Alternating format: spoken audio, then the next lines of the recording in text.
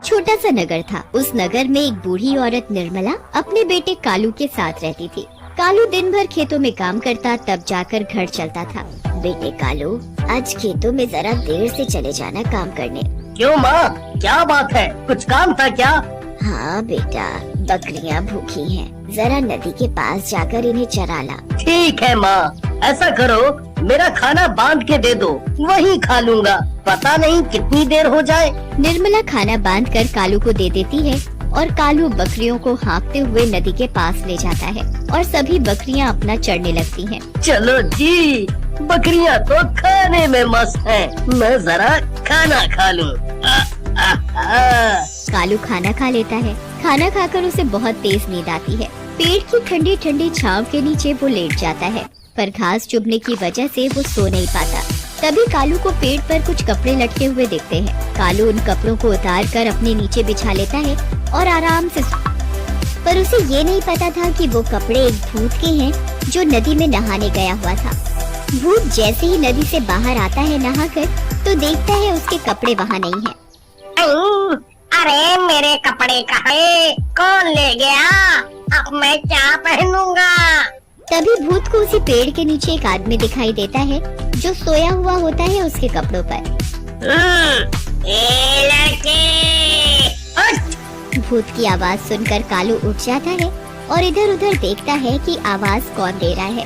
तभी कालू को नदी में भूत दिखाई देता है। मम्मी! कौन हो भाई तुम? दिखाई नहीं देता क्यों? मैं कौन हूँ? आँखों से अंधे हो क्यों? मैं भूत हूँ। तुम भूत हो? कहाँ से भूत हो भाई तुम? देखने से तो भूत जैसे नहीं लगते। तुम तो कोई गंदे से आदमी दिख रहे हो। ऐसा लग रहा है कई सालों से नहाए नहीं हो।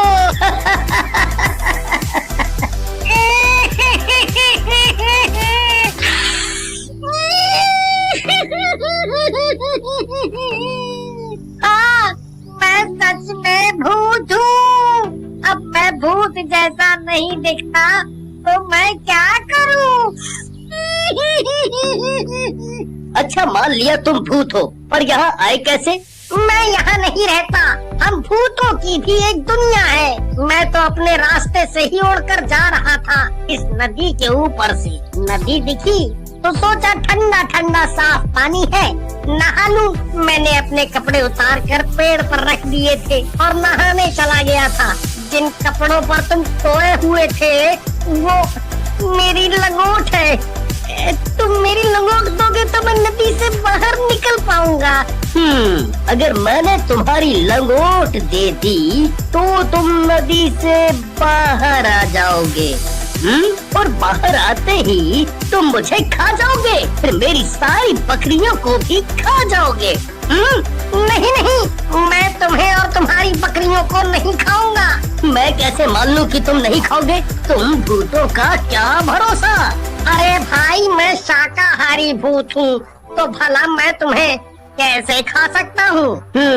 अगर मैंने अब इसे इसकी लंगोट दे दी तो ये भूत अपनी लंगोट लेकर चला जाएगा। मैं सोच रहा हूँ क्यों ना मैं इसकी लंगोट ना देकर इससे अपना काम निकालूं। ये भूत लंगोट के बदले मेरे सारे काम कर सकता है। भूत भाई देख, तेरी लंगोट तो मैं तब दूंगा जब तुम मेरे सारे काम करोगे।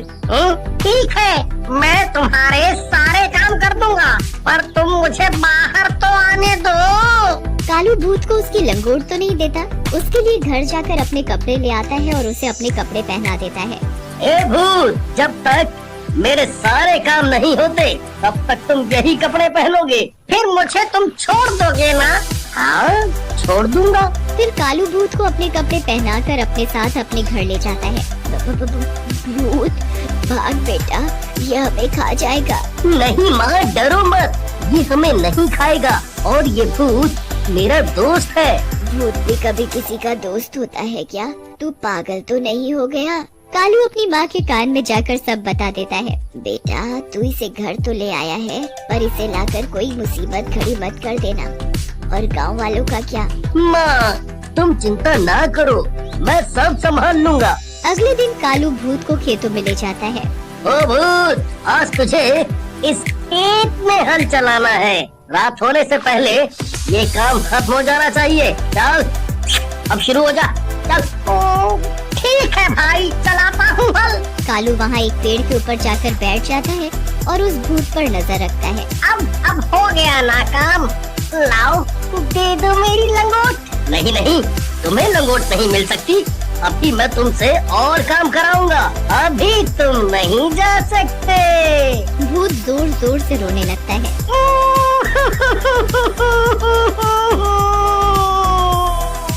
भाई मेरी लंगोट दे दो। अगर मेरे भूत भाइयों को पता चला कि मेरी लंगोट एक साधारण आदमी ने ले ली है और वो मुझे इसके बदले काम करा रहा है, तो मेरी बड़ी बदनामी होगी। ओहो, तू रोता बहुत है। अच्छा ये बता, भूख लगी है? खाना खाया? हाँ खाऊंगा ना, बहुत जोरों से भूख लगी है। कालू अपने साथ जो खाना लाया था दोनों मिलकर उसे खाते हैं, पर भूत तो सालों से भूखा था। इतने दिनों बाद खाना देखा तो जल्दी जल्दी सारा खाना चट कर गया और कालू भूत का मुंह देखता ही रह गया। खाना खाकर दोनों घर चले जाते हैं। मुझे खाना दो, मुझे बहुत भूख लगी है। इतना स्वादिष्ट खाना मैंने पहली बार खाया है। और तू? अरे तू रोता क्यों है?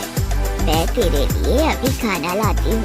माँ खाना बनाती है और भूत खाता ही जाता है, खाता ही जाता है, बस खाता ही जाता है। माँ खाना बनाते बनाते थक जाती है और घर का सारा राशन खत्म हो जाता है। और दो खाना। ओ भूत, अब कहाँ से दूं खाना? सारा राशन तो तू खा चुका है, अब घर में कुछ नहीं है खाने को। अरे माँ, ये सदियों से भूखा है, आज इसने मेरा खाना भी खा लिया। तभी गांव से मुखिया आते हैं अपनी बेटी की शादी का न्योता देने। भूत भूत भूत भूत, भागो भागो सभी, नहीं तो ये हमें खा जाएगा। मुखिया जी डरिए मत, ये आपको कुछ नहीं करेगा, ये हमारे साथ ही रहता है। कालू, तुम बोलते हो तो मान लेता हूँ कि ये किसी को कुछ नहीं करेगा। मुखिया जी, यहाँ कैसे आना हुआ? अरे हाँ, मैं इस भूत को देखकर सब भूल ही गया था। कल मेरी बेटी की शादी है, आपको न्योता देने आया था। फिर मुखिया वहाँ से चला जाता है। अगले दिन गांव में शादी की तैयारी चल रही होती है, तभी वहाँ कालू और भूत पहुँच जाते हैं। भागो भागो, गाँव में भूत आया है, ये हमें खा जाएगा भैया। अरे अरे, रुको रुको सभी, ये भूत मेरे साथ है, ये किसी को कुछ नहीं कहेगा, किसी को भी नहीं खाएगा, ये शाकाहारी भूत है। सभी गांव वाले हैरानी से देखने लगते हैं। अरे कालू भाई, भूत भी कोई शाकाहारी होता है? मजाक मत करो। मैं कोई मजाक नहीं कर रहा, और ये भूत मेरे घर बहुत दिनों से रह रहा है, इसने हम में से किसी को कुछ भी नहीं किया। भाइयों, मैं किसी को नहीं खाऊंगा, मैं औरों जैसा भूत नहीं हूँ। कालू के पास मेरी लंगोट है, अगर ये मेरी लंगोट दे दे तो मैं अभी यहाँ से चला जाऊंगा। लंगोट वाली बात पर सभी गांव वाले जोर जोर से हंसने लगते हैं। इसका मतलब तू भूत बिना लंगोट के घूम रहा है। फिर सभी हंसने लगते हैं। सभी गांव वाले आपस में बातें करने में मस्त होते हैं और उधर भूत को खाने की खुशबू आ रही होती है।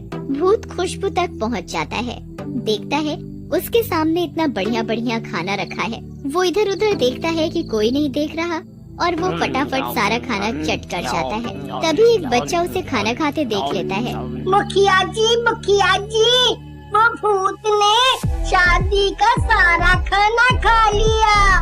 ओहो, सत्यानाश हो इस भूत का। अब मैं मेहमानों को खाना कैसे खिलाऊंगा? मेरी बेटी की शादी कैसे होगी? मुखिया जी, आप चिंता ना करें, ये भूत है ना, इसने खाया है, यही बनाएगा सारा खाना फिर से। भूत, तेरा आज का काम यही है। भूत जल्दी जल्दी सभी सब्जियां काट देता है, आटा गूंथ देता है, सभी तरह की मिठाइयाँ बना देता है। देखो भाई, तुमने जो जो काम बोला मैंने सभी काम कर दिए। अब तो मेरी लंगोट दे दो। अभी नहीं दूंगा, अभी बहुत काम है। भूत फिर से जोर जोर से रोने लगता है। मेरी लंगोट दे दो, दे दो मेरी लंगोट, दे दो ना। सभी बच्चे देखते हैं कि एक भूत रो रहा है और वो भी एक लंगोट के लिए, तो उस पर सब बहुत हंसते हैं। पर उधर भूत की भूख बढ़ती ही जा रही थी। भूत गांव वालों का खाना चुरा चुरा कर खाने लगा। ओ भूत सत्यानाश हो तेरा, सारा खाना खा गया चुरा कर। अब मेरे बीवी बच्चे क्या खाएंगे? शोर सुनकर सभी गांव वाले इकट्ठा हो जाते हैं। हाँ भाई, ये मेरे घर का भी सारा खाना खा गया। ऐसे ही ये भूत हमारे घरों का खाना खाने लगा तो हम और हमारे बच्चे क्या खाएंगे? है वो तो भूखे ही रह जाएंगे भैया। इस भूत का कुछ तो करना पड़ेगा। ये भूत कालू का है ना, उसी को बताते हैं जाकर। है? सभी गांव वाले मिलकर कालू के घर जाते हैं और भूत की सारी बात कालू को बताते हैं। भूत एक कोने में खड़ा होकर सब कुछ सुन रहा होता है। कालू, अब बहुत हो गया। इस भूत ने पूरे गांव वालों को दुखी कर रखा है। सभी के घरों का ये भूत रोज रोज खाना खा जाता है। पूरे गांव का अनाज ये खा चुका है। ऐसे ही चलता रहा ना तो एक दिन हम सभी भूख से अपनी जान गंवा बैठेंगे। मुझे भूख लगी थी, इसलिए मैंने खाना खा लिया। मेरा पेट पता नहीं क्यों नहीं भरता। कालू, मैंने तुझे पहले ही बोला था, इसे लाकर कोई मुसीबत मत खड़ी कर देना। देख, अब इसने पूरे गांव वालों को दुखी कर रखा है। देख भूत, तेरे लिए मैं गांव वालों को तो दुखी नहीं देख सकता। सभी गांव वाले मेरा परिवार है। तू अपनी लंगोट ले और यहाँ से चलता बन। कालू भूत को उसकी लंगोट दे देता है। भूत लंगोट पाकर बहुत खुश हो जाता है। आप सभी की मुझे बहुत याद आएगी। आप लोग कभी भी मुझे याद करोगे तो मैं यहाँ आ जाऊँगा। अरे नहीं नहीं, हम तुझे कभी भी याद नहीं करेंगे। तू जा जा और इस गांव की तरफ कभी भी मुड़कर मत देखना। जा भैया।